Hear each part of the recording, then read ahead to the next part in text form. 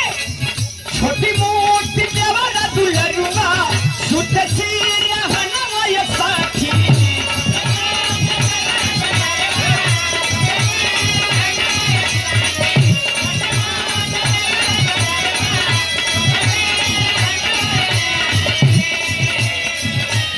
छोटी मोटी देवरा दुलरुआ सुत सीरिया हनमय साखी अधिया दिया में खड़ा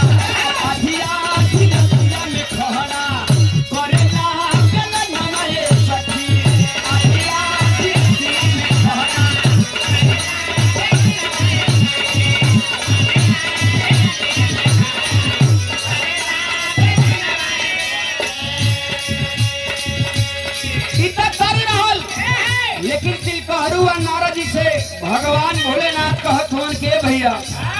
यहाँ के व्यवस्था तो आप लोग देख लेला ना तो हमरो बरती आ जाइए तो तनी व्यवस्था ढंग करिया नहीं तो मरवा में से भी